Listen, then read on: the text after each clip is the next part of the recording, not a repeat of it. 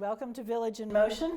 This morning is Wednesday, October 16th, according to the paper here, 2019. We're happy you've joined us here at Green Spring on this rainy morning. And we're mostly happy because Casey Hall from Outpatient Rehab has joined us. Good morning. Good morning. Tell us what we're celebrating. Actually, we're celebrating the fact that this month is National Physical Therapy Month. That's terrific. It is. And it's a very grand occasion. What are you doing to celebrate?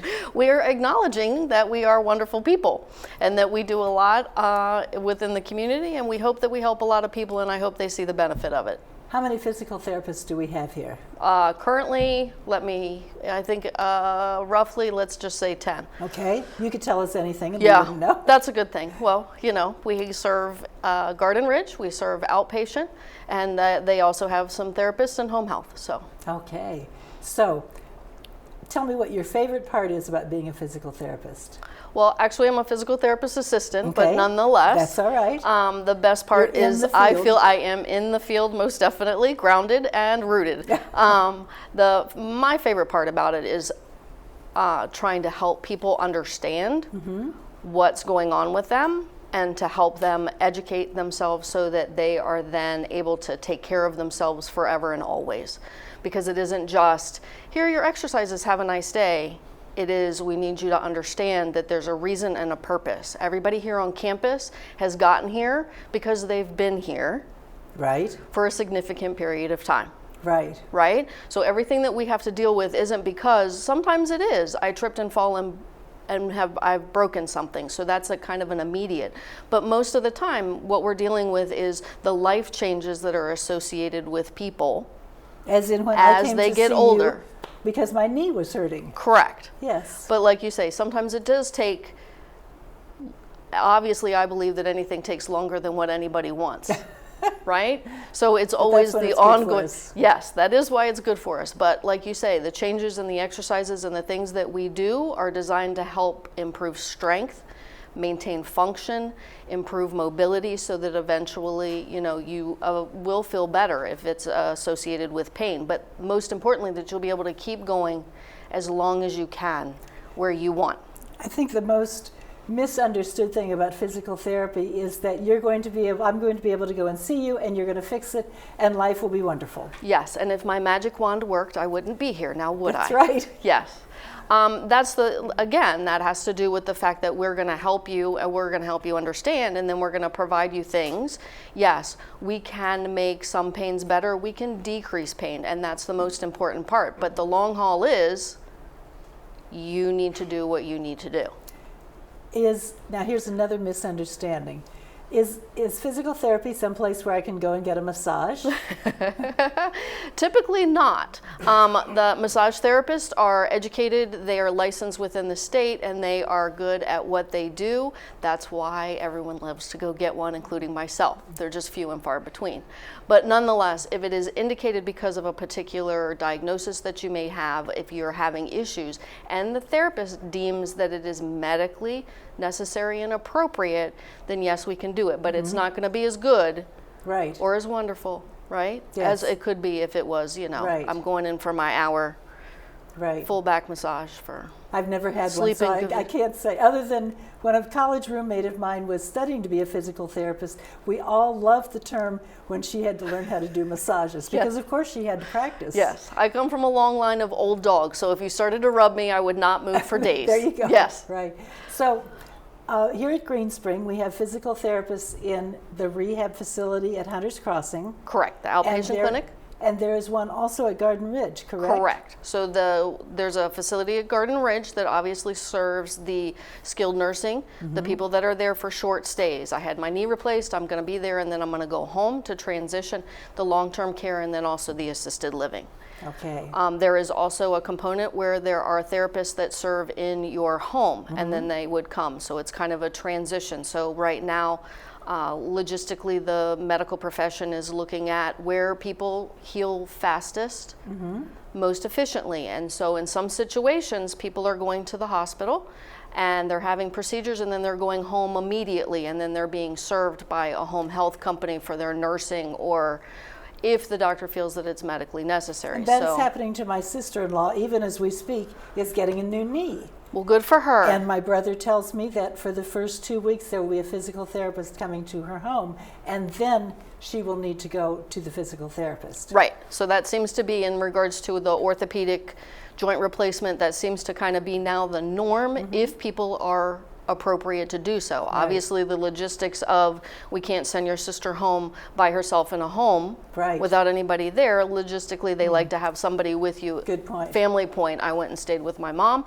when she had her hip done. The therapist came a couple of times, and then we had to go to the outpatient clinic of her choice. I had to laugh. My friend I was speaking of that was studying to be a physical therapist about a year ago had a hip replaced. And the physical therapist came one time to her house and he said, you know how to do all this stuff, just do it. Yes. You know what's good for her as a physical therapist. Right. She knew what she needed to do. Yeah, some of us believe that we are, we can either be our best enemy or our worst enemy.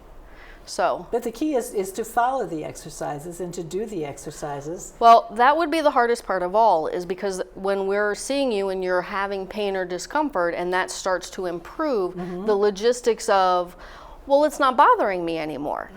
Therefore you stop. Or yes. I want to substitute it for other things. Well, that's good. However, the exercises you always want to make sure, because in some regards, if we're treating you for your back exercises are something that you need to do to get everything else going for the rest of the day. Right. So typically what we say is, you give them the exercises and you say, this is forever and always. We need you to do these. And then unless the therapist has indicated that maybe there are other circumstances and you can substitute out and whatever. But, commonly we do see people again because they're like, well, I did them and then I felt better and then I stopped. And then I noticed and life happens and I totally, sometimes that does happen as well. It doesn't always happen quickly. I had went through with each of my shoulders 2 different times where the shoulder just decided that I wasn't going to be able to raise my arm. Right. And both times they gave me the same exercises, and both times it took a year of doing those exercises, but it worked. Right.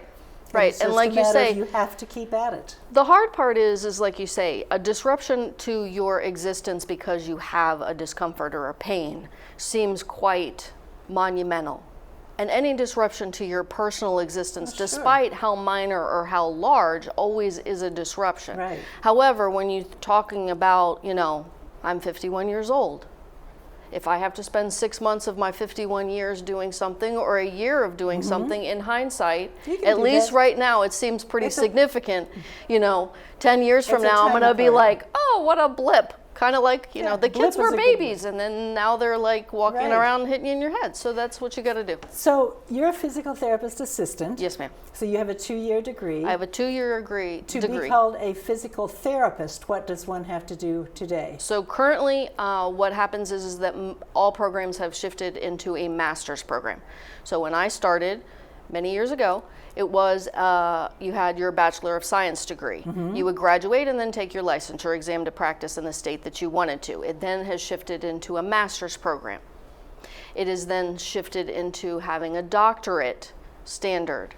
The difference between having your master's and your doctorate does not mean that there's anything more that they have taught. It just means that in your doctorate program, you do research. Okay.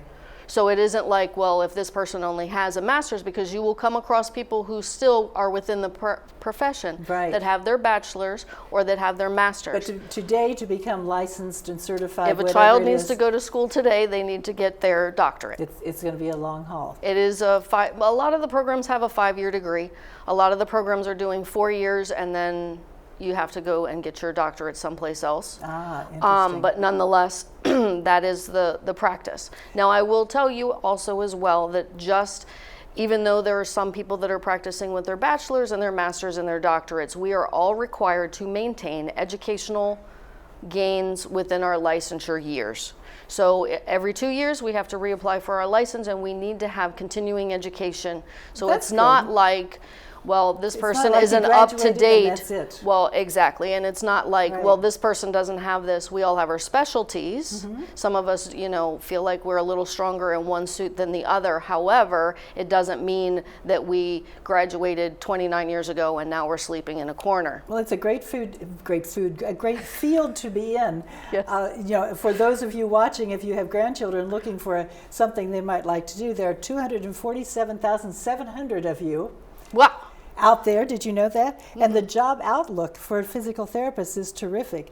Between 2018 and 2027, they think that there will be a need for 22% more than there are now, which is pretty great. Yes, Yeah. it is wonderful. There's Good field wonderful to be job in. security.